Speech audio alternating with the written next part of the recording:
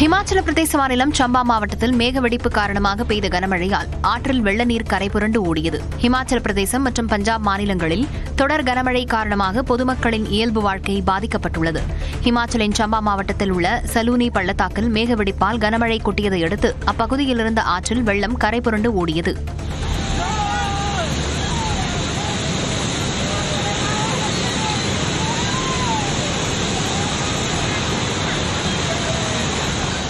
இதேபோல பராகிரான் கிராமத்தில் ஏற்பட்ட மேகவெடிப்பு காரணமாக பத்லிகுஹல் அருவியில் பயங்கர வெள்ளப்பெருக்கு ஏற்பட்டது.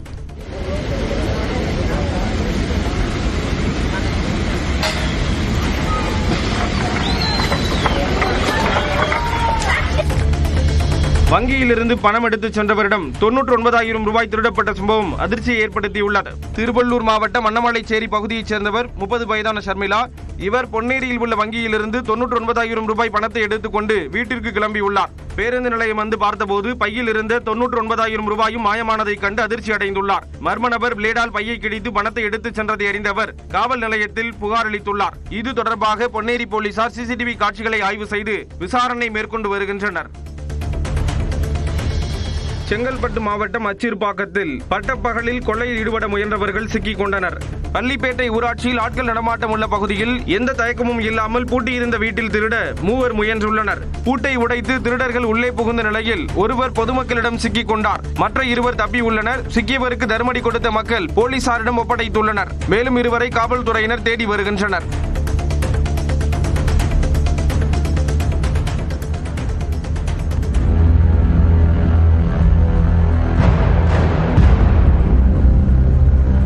நீலகிரி மாவட்டம் கூடலூர் மரப்பாலம் அருகே உள்ள பால்மேடு பகுதியில் தேயிலை தோட்டத்தில் சிறுத்தை அமர்ந்திருக்கும் காட்சி இது.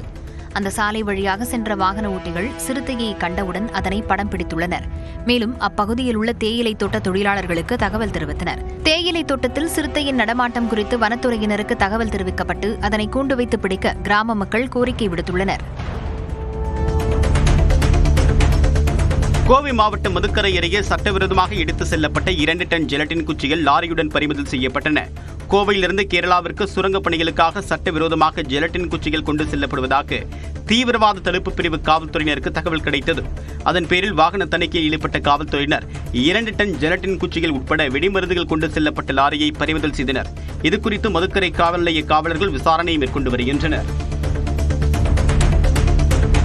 பீகாரில் ராகுல் காந்தி மேற்கொண்டுள்ள வாக்காளர் அதிகார யாத்திரையில் பிரியங்கா காந்தியும் கலந்து கொண்டார். பீகாரில் வாக்காளர் பட்டியல் சிறப்பு திருத்தத்துக்கு எதிர்ப்பு தெரிவித்தும் வாக்கு திருட்டுக்கு எதிராகவும் கடந்த 17ஆம் தேதி காங்கிரஸ் மூத்த தலைவர் ராகுல் காந்தி வாக்காளர் அதிகார யாத்திரையை தொடங்கினார். சுபாவுல் மாவட்டத்தில் நடைபெற்ற பேரணியில் ராகுல் காந்தியுடன் அவரது சகோதரியும் காங்கிரஸ் பொதுச் செயலாளருமான பிரியங்கா காந்தி, தெலங்கானா முதலமைச்சர் ரேவந்த் ரெட்டி, ராஷ்டிரிய ஜனதா தள தலைவர் தேஜஸ்வி யாதவ் உள்ளிட்டோர் கலந்து கொண்டனர்.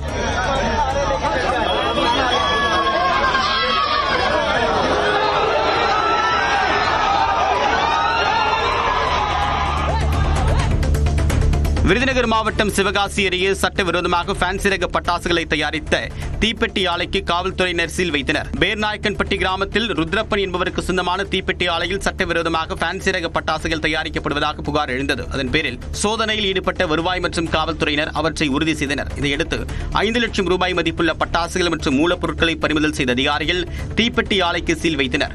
உரிமையாளர் ருத்ரப்பன் உட்பட 2 மீது வழக்கு பதிவு செய்யப்பட்டுள்ளது. சமூக வலைதளத்தில் ரசிகர்களுடன் கலந்துரையாடிய சச்சின் தெண்டுல்கரிடம் நீங்கள் உண்மையிலேயே சச்சின் தானா என கேட்ட ரசிகருக்கு சச்சின் தெண்டுல்கர் அளித்த பதில் இணையத்தில் வைரலாகி வருகிறது. ரெடிட் சமூக வலைதளத்தில் என்னிடம் என்ன வேண்டுமானாலும் கேட்கலாம் என்ற பெயரில் சச்சின் தெண்டுல்கர் ரசிகர்களுடன் கலந்துரையாடினார். அப்போது அவரிடம் நீங்கள் உண்மையிலேயே சச்சின் தானா, உங்கள் குரல் பதிவை அனுப்புங்கள் என ஒருவர் கேட்டுள்ளார். அதற்கு அந்த பதிவின் ஸ்கிரீன்ஷாட்டுடன் போஸ்ட் கொடுத்து போதுமா அல்லது எனது ஆதார் கார்டு எண் வேண்டுமா என சச்சின் பதிவிட்டுள்ளார். இந்தியா பாகிஸ்தான் இடையே தாம் மத்தியஸ்தம் செய்து வைக்காவிடில் 2 நாடுகளுக்கும் இடையே அணு ஆயுத போர் நடைபெற்றிருக்கும் என்று அமெரிக்க அதிபர் டொனால்ட் ட்ரம்ப் பேசியுள்ளார்.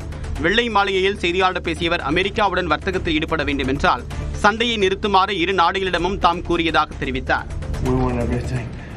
And I think we're going to have to go back to that. In the meantime, I've stopped all of these wars. I've stopped them. A big one would have been India and Pakistan, but we stopped them all. We stopped 3 wars. Go to Africa.